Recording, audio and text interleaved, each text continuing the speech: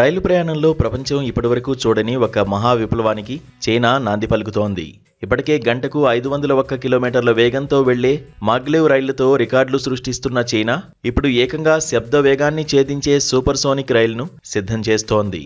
ఈ రైలు పట్టాలెక్కితే కేవలం 30 నిమిషాల్లోనే 700 కిలోమీటర్లకు పైగా దూరాన్ని అధిగమించవచ్చు. సౌత్ చైనా మార్నింగ్ పోస్ట్ నివేదిక ప్రకారం చైనాకు చెందిన ఇన్స్టిట్యూట్ ఆఫ్ ఎలక్ట్రికల్ ఇంజనీరింగ్ శాస్త్రవేత్తలు ఈ ప్రాజెక్టుపై పనిచేస్తున్నారు. విద్యుదయస్కాంత స్లెడ్జ్ అని పిలిచే ఈ వ్యవస్థ విద్యుదయస్కాంత శక్తిని ఉపయోగించి వాహనాన్ని గాలిలో నెడుతుంది.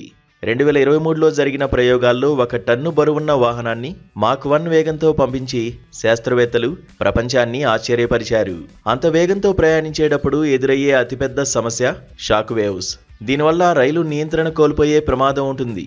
ఈ సమస్యను అధిగమించడానికి శాస్త్రవేత్తలు ఒక వినూత్న మార్గాన్ని కనిపెట్టారు. సాధారణ సెన్సార్లు సూపర్సోనిక్ వేగం వద్ద విఫలమవుతుండటంతో విద్యుత్ సరఫరాలో వచ్చే మార్పులను వినడం ద్వారా వేగాన్ని అంచనా వేసేలా వ్యవస్థను రూపొందించారు.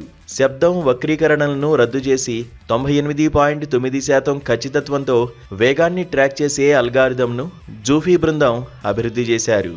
ఈ సూపర్సోనిక్ వేగాన్ని మన దేశ పరిస్థితులతో పోల్చి చూస్తే ఆశ్చర్యకరమైన విషయాలు వెలుగులోకి వస్తాయి.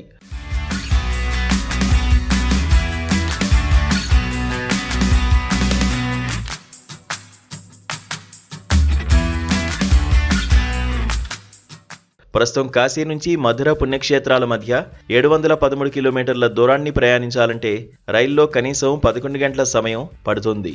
అదేవిధంగా హైదరాబాద్ నుంచి విశాఖపట్నానికి కేవలం 28 నిమిషాల్లోనే చేరుకోవచ్చు. అంటే విమానం కంటే వేగంగా అన్నమాట. ప్రస్తుతానికి ఇది ప్రయోగ దశలో ఉన్నప్పటికీ చైనా శాస్త్రవేత్తలు సాధిస్తున్న పురోగతి చూస్తుంటే భవిష్యత్తులో భూమిపై ప్రయాణం అంతరిక్షయానంలా వేగంగా మారబోతోందని అర్థమవుతోంది. అయితే విద్యుత్ సరఫరా ఆగిపోయినప్పుడు రైలును సురక్షితంగా ఆపడం వంటి కొన్ని చిన్న సాంకేతిక లోపాలను సరిదిద్దే పనిలో నిపుణులు నిమగ్నమయ్యారు.